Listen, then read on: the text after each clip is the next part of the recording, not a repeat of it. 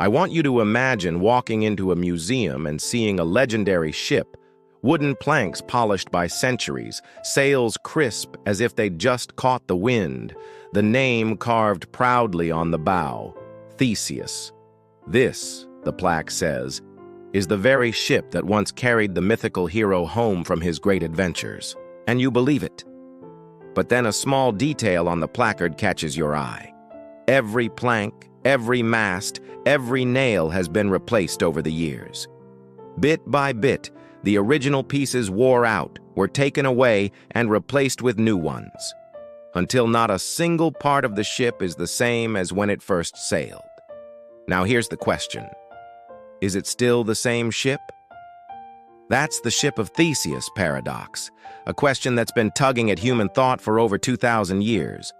On the surface, it's about wood and nails, but beneath that, it's about identity. What makes something, or someone, the same over time? The first time I heard this question, it seemed like an interesting brain teaser. But the more I thought about it, the more I realized it isn't just about ships in museums. It is about you, me, and every person who wakes up a slightly different version of themselves each day. Let's bring this down to the human scale. Every cell in your body is eventually replaced. Your skin renews every few weeks, your liver every few years, even your bones are swapped out over a decade. The you that existed 10 years ago is, on a biological level, gone. But you still feel like the same person. So what exactly are you holding on to? Here's where the paradox hits harder. It's not just physical. Think about your beliefs, your personality, your habits. Are they the same as they were when you were a child, or even 5 years ago? Probably not. Life experiences, heartbreaks, victories, losses, they all swap out parts of who you are, just like the planks of that ship. And yet, if someone asks, "Are you the same person you were in high school?" You might hesitate, but you'd probably say yes. So what are we really saying yes to? Maybe it's memory. Maybe it's continuity. The fact that every version of you grew from the one before. Now let's add one more twist. Suppose the original planks from Theseus's ship were stored in a warehouse and one day, someone put them back together. Now there are two ships, the one in the museum, rebuilt over centuries, and the one freshly reassembled from the original parts. Which one is the real Ship of Theseus? This isn't just a hypothetical for philosophers. In the age of technology, identity questions are everywhere. If you've changed every password, every device, every account over the years, is your digital self still you? If a backup of your mind could be uploaded into a machine, would that copy be you, or just a perfect imitation? And on a more personal note, think about reinvention. People move to new cities, change careers, end relationships, start over. They shed old habits, old friends, old versions of themselves. Sometimes they even take pride in saying, "I'm not the person I used to be." But here's the paradox. They still carry the story of that old self inside them, like a keel under the surface of a newly painted hull. I think of a man I once knew. Let's call him Daniel. In his 20s, Daniel was shy, unsure, stuck in a job he didn't like.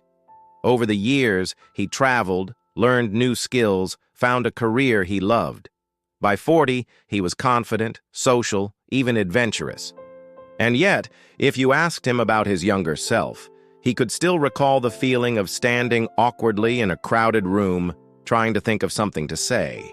The man he became had replaced so many parts of himself, habits, skills, confidence, but the thread of his story kept the whole ship together. That thread, continuity, is what most philosophers point to when wrestling with the Ship of Theseus. Maybe identity isn't about having the same parts, but about the unbroken journey between one version of you and the next. It is the path that connects the ship that left the harbor to the one that sails home.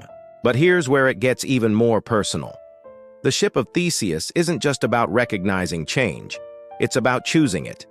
If every part of you can be replaced over time, you're not locked into the version of yourself that exists today. You can change your planks, you can rebuild, you can decide which parts to keep, which to repair, and which to let go of entirely. And yet, that freedom can feel scary. Because if you change too much, will you lose yourself? Will others see you as different? Will you recognize the reflection staring back at you? The tension at the heart of the paradox, the pull between holding on and letting go. The Ship of Theseus reminds us of two truths that sound contradictory, but can live side by side. 1, you are not the same person you used to be. 2, you are still you. Change doesn't erase identity, it shapes it. And understanding that gives you both comfort in continuity and courage to evolve.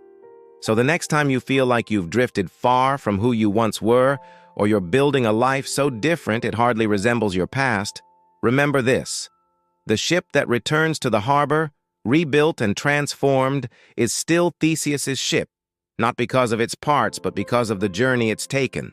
And in that way, every step you take, every change you embrace, is just another chapter in the same story you've been writing since the day you set sail.